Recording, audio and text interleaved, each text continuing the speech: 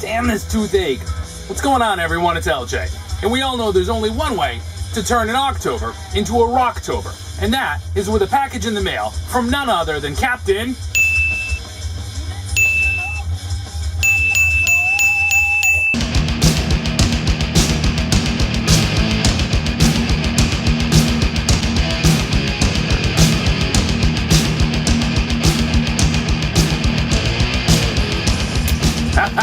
Fantastic. From out of the blue, a package from none other than John. And that is smfcpthowdy. Link to John's channel below. If you haven't caught on to it already, click the link, get on over, and check it out for some very serious, very cool collectibles, records, knowledge, info, and just good old-fashioned entertainment. John is one heck of a cat. I had no idea anything was coming, so let's go ahead and see what's in this. And John never disappoints. At least he's never disappointed me in the past, that's for sure. And John is all about the opening. So let's go ahead and see what's inside. Just gonna open the side of this. I can't see what's in, so I'm just gonna pull out one at a time. And of course, there's a bunch, and I will not be caught peeking. Ho ho ho! Yee-hoo! Here we got a real stiffener. Shaka Khan. Just a stiffener, nothing more to see here. Ain't nobody loves me better, makes me happy. John, you're getting that one back. Here we go. Number one. Oh, very cool.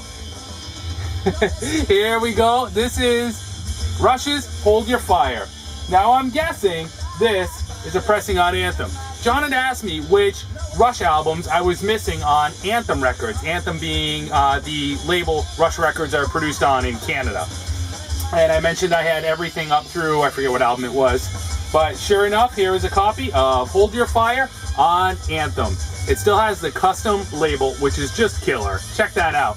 But it is in fact a Canadian pressing on Anthem. John, that is absolutely phenomenal. Thank you so much. I am always looking to grow the Rush collection and add different pressings from different countries that I don't have.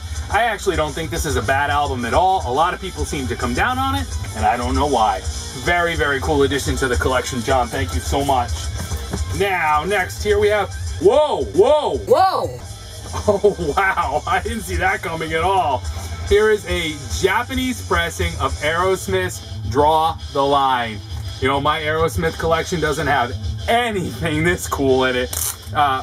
Probably the coolest thing I have in my Aerosmith collection came from John, and that is a copy of Get a Grip on vinyl.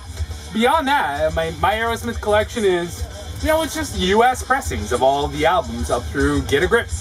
So to have something this cool, and this is just such an amazing album. Wow, just full of killer tracks. There's your Obi, and I can't wait to listen to this because I'm sure it sounds absolutely amazing. Let's pull the rest out and show you what else is in here because it's darn sure worth taking a look at. Here is the insert. Wow, absolutely amazing. Definitely the centerpiece in the Aerosmith collection now. Wow, fantastic. I love Draw the Line. Such a cool album.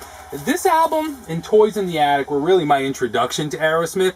These were albums that were owned by my older brothers and just played into the ground. So I just absolutely immersed them in my mind growing up. Wow, I'm just completely blown away. I don't even know what to say. So let's start with thank you.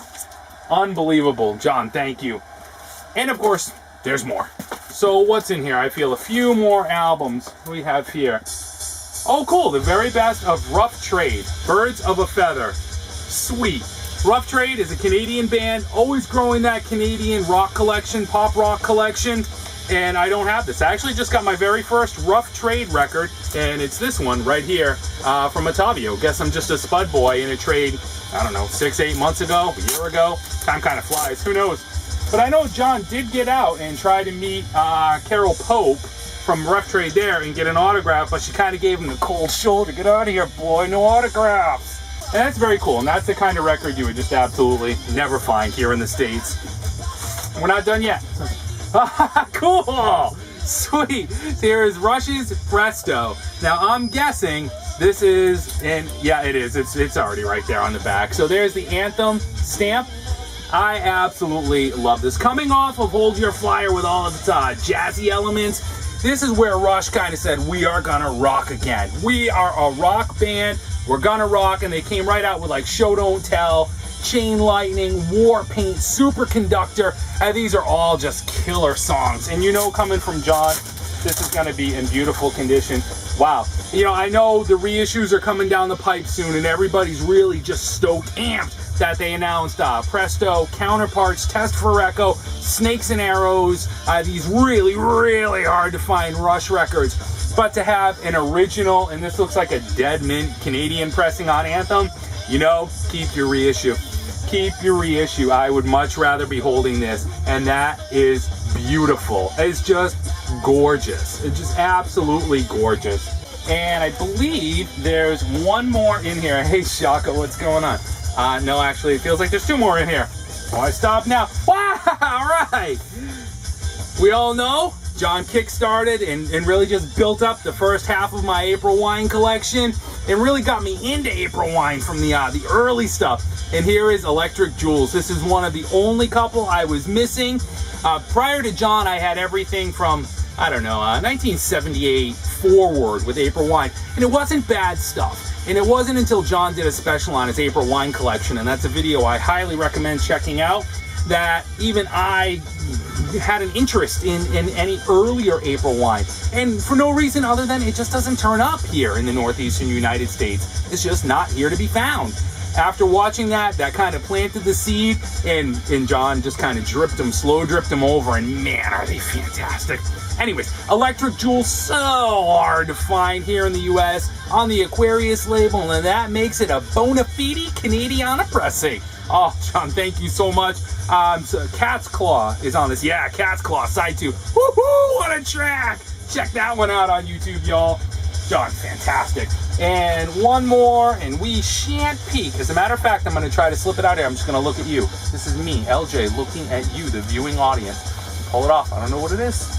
I haven't looked yet. So I'm going to slide it right up in front of you, and we're going to see it together, okay? Okay, here we go. What is it? What is it? Oh, April Wine's First Glance. All right. Well, I'm glad I looked, because that was upside down. Whoops.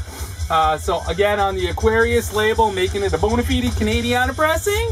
And this is April Wine's First Glance from '78.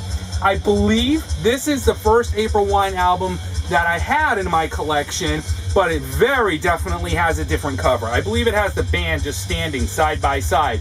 And it's certainly not this cover, and it's certainly not a gatefold, and it's certainly not from Canada. Absolutely fantastic. I don't even know where to drop the needle first. You know what? Y'all leave me a comment. Where would you drop the needle first? Electric Jewels? First Glance? Aerosmith? Carol Paul? Where would you put your needle? You tell me. Meanwhile, take the time to click the link if you haven't already and check out John's channel. Have yourselves a happy Rocktober. And John, thank you, brother. Amazing. Later. Yeah, we got to get this thing checked out. Ow!